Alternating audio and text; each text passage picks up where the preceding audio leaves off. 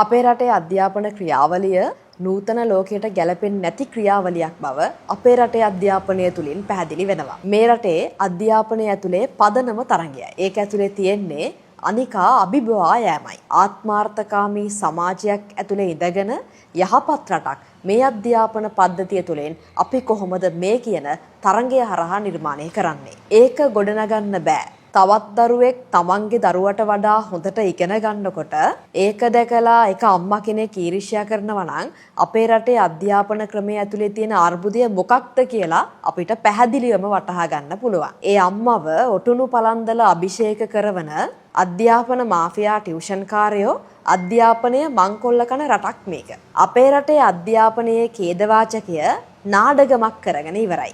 අධ්‍යාපන ප්‍රතිසංස්කරණ ටිකක් කියලා එහෙම් මෙහෙන් ආටක නාටක ටිකක් දාලා වැඩක් නැහැ. අපි ශිෂ්‍යත්වයට O level වලට A level වලට කියලා දඟලද්දී ලෝකය මේ වෙද්දී AI එක්කන් අධ්‍යාපනයේ නිස්සරහට ගිහින් ඉවරයි. විශ්වාස කරනවා නම් විශ්වාස කරන්න රටක් විදිහට මේ රටේ අධ්‍යාපනයට හොඳ ෆිලොසොෆි එකක් නැතුව අධ්‍යාපනය ප්‍රතිසංස්කරණය කරලා වැඩක් නැහැ. මොකද අධ්‍යාපනයේ පදනම තමයි ෆිලොසොෆි එක.